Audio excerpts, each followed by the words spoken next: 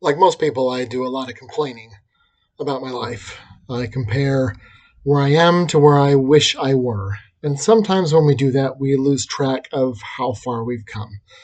And so sometimes, although people tell me to stop thinking about the past, it is useful to go back into the past and look at where you used to be. So at this time of the year is usually the time when I gather everything together and do my final tally of my expenses and income for the year and measure whether or not I have been a good shepherd of the resources afforded to me, both at work and as well in my personal life. So I'm very proud to say that I came in under budget on my trip to Italy, only by $20, but I came in under budget. And how many people can say they're under budget for anything? So I came in under budget, and started looking at other things, and because of this, it opened my mind to look back further. So I looked back not just in terms of financial things, but in terms of other things. And I realized life's actually pretty good. Even though there's still things I wish were better, if I take the long view of where I used to be and where I am now, life's pretty good. I've been divorced for about 20 years now, and when I got divorced, I basically lost everything. I lost my house, I lost my job, I lost my home, and I had to move here, and I didn't have a job, and had to basically start over again. And it's funny because within 3 years, I had another house that I bought and moved into, despite the fact that that year my ex-wife took me back to court for more money and won. I still was able to get into a house, and it's not like flashy or fancy or anything, but it's more than enough for my needs. And I got in before they got astronomically expensive, which is a huge thing. I don't have an elaborate car, and I've talked about my Saturns ad nauseum on this channel, but I drove a Saturn for 16 years, and then it was stolen. So for a long time, I didn't make a car payment. Think of all the money that people are spending on car payments that I didn't have to make. And then when it got stolen, I have another car, also a beater. I bought that one for $5,000 from a grandmother. They had taken her license away from her. And I've been driving that now for a year and a half. And it's been the things that have gone out on are things that go out on any car. Window actuators, radiators, oil changes. I just got new tires a couple weeks ago, right before New Year's. But those are things that I have to buy for any car. And so it's actually pretty good. And if I look at how much money I had when I moved here and what my prospects were, what my wage was, what my actual responsibilities were here, I'm actually way better off. When I came here, I just had a standard 8-to-5 job. I wasn't in a classroom. I wasn't doing anything spectacular. I was the low man on the totem pole. I'm the low man in my department, but I was the low man on the totem pole in like the whole college. I got hired and they froze my pay. And those are the things I concentrated on for a long time. It had nothing to do with me. It had to do with the state budget. In that time, I have, however, improved my wages. I have made the house look better. I remodeled the house, put in a garden. I now have a new dog. I have been to Europe 8 times since I moved into the house. And before I had my passport renewed in 2019, my friend and I used to go to national parks every year. So I went to Acadia. I went to Alaska. I mean, we went down to the Everglades. I mean, we saw the country. And we got out, and I did stuff, and I made friends. And even since he moved away, he moved to France, I've made friends on many of my trips. I went on my trip when I was in Austria, I made friends in Deutsch Wagram outside of Vienna. Then I went to France and met his in-laws, and they were excited to meet me, and he'll come back anytime. And his teenage daughter was like, "You're awesome." It's one of my prized videos. I said, "Will you say that again? I want a video of that." And she did. And so I have a video of it. I'm very proud of that. And then I went to Ireland, and I ran into a guy twice there from Australia who the second time said, "I felt like I should say something to you the first time, and since I'm seeing you again, I want to say it." And then this year in Italy, I met a guy in Verona, an Italian who didn't speak any English, and we're swapping messages. Oh, and in the summer, I went to the Netherlands, met a family, and last week I got a Christmas card from them. So I'm making friends around the world, meeting people, using my language skills. I speak 9 languages now. I read books. I'm writing books. I teach here. I teach at church. I have 11 students this coming semester that have already taken me before. So if I look at the baby steps that I've made, steps forward, and there's been some steps backwards, and some pitfalls, and some walls, and some borders, and some boundaries, and some things I've been stonewalled in. I'm still way better off than I was when I came here. And I focus on things like I run a 5K every morning, and I don't look like it. And I don't know if I talked about this already, but there's a guy in the tutoring center who, when he found that out, his response was, "You run every day? How are you still so fat?" And I said, "So of all the possible responses, you're seriously going to go with the insult?" Because yes, I'm not as fit as I maybe could be, should be, would be.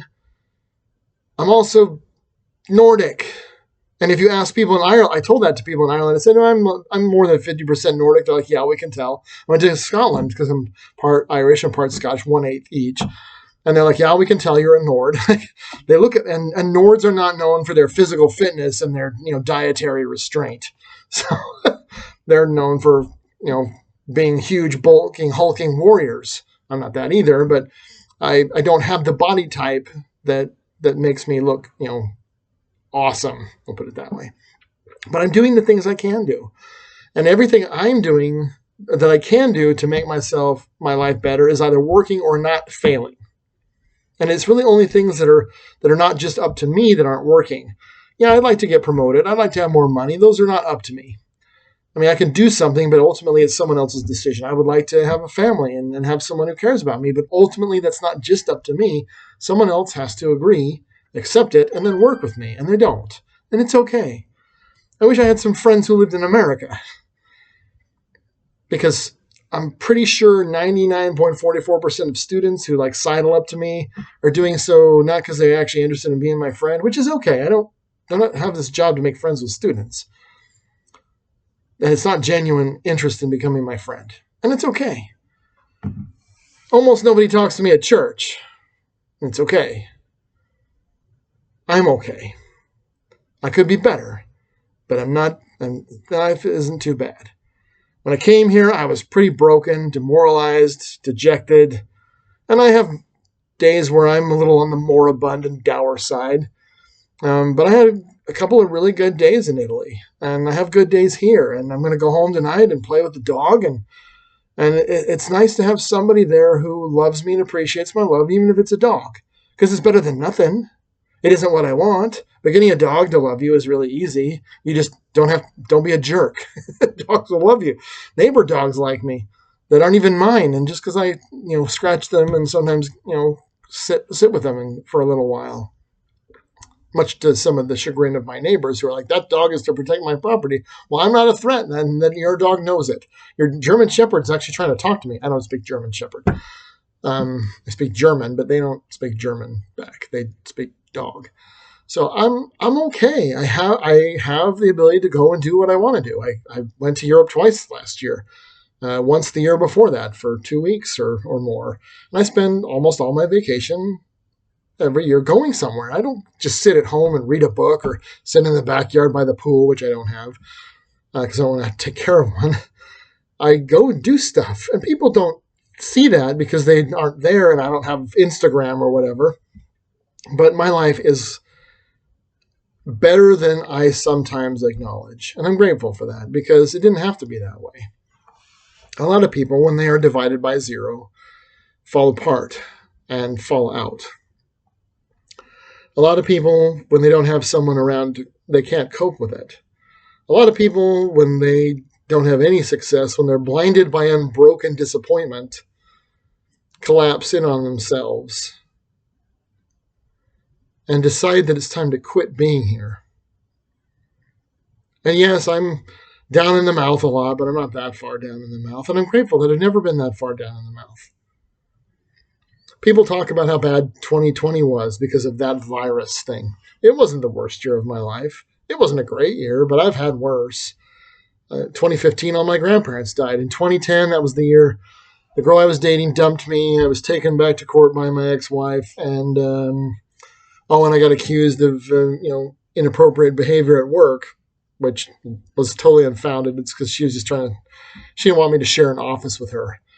So anyway, that's all you need to know about that. But it was a terrible year. lots of frustrations. And no balm in Gilead to go, hey, here's the watermelon at the end. Hey, thanks for sticking it through. But when I look through my life, the photo albums, the things I've been able to do, the places I've been, the friends I have, the things I've been able to see.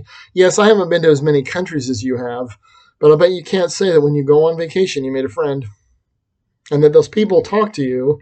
I'm not sure how I'm going to talk to Andrea because I'm not super fluent in Italian, and his wife was from Argentina. So when I didn't know the Italian word, I'd speak Spanish to her. Everyone thought that was hilarious because we're standing outside the Coliseum in Verona, and tourists or locals are looking at me like, is he speaking Spanish and Italian? Where the hell is he from? Las Vegas. Forget about it. But I'm making friends, and people want to talk to me. Now, granted, they're not attractive women. They're younger than me who want to talk to me, but it doesn't mean people don't like me. It just means people I wish liked me don't. And it isn't that people don't appreciate me. I'm going to go into class next week, and some students will be glad to see me, and the others will be glad when it's over that they had me instead of the other options. And that's awesome. So, yes, I'm not where I wish I were, but I'm so much better off than I was when I moved here. So much better off than I was when I got divorced. So much better off than I was when I was married. It was literally a living hell. And I hated going home. My boss thought I was like super diligent in grad school or whatever, but it was really just because I hated being at home because as soon as I got home, it was nonstop. And I know, at least at work, after 5 p.m. there's no one there and no one's bothering me and I'm getting stuff done and I'm fine. But I still had to go home because I lived there. So I put it off as long as I could. Then I think I got in trouble because I was putting it off and she knew it. So I kind of created some of that myself by choosing not to go home on time. It wasn't that I was cheating on someone. I just didn't want to be there. And I've accepted some truths about myself, some hard truths that I'm not the body type that I want, that I have character flaws, and I'm a little bit lazier than people believe me to be, and I didn't work very hard sometimes to save my marriage because I wanted to be rid of her. So I put in the requisite token amount necessary to show a sign of good faith, and then when I was released, I shouted for joy and took the opportunity, and I'm free, and I love that. So I don't know what 2026 will bring. But I do know I have overcome tough years. And I have been, although I'm not in Judea, I have been led to a land of promise. And promises have been made and promises have been kept by God. And I'm very grateful for that. I hope that wherever you are, that you have the courage to choose to follow God. I promise you that if you do, eventually you will see that you have been led to a land of promise. A better place. Maybe not in the ways that you hoped or in the timing you would prefer, but His promises, although not always swift, are always certain. Godspeed, and take good care of yourselves.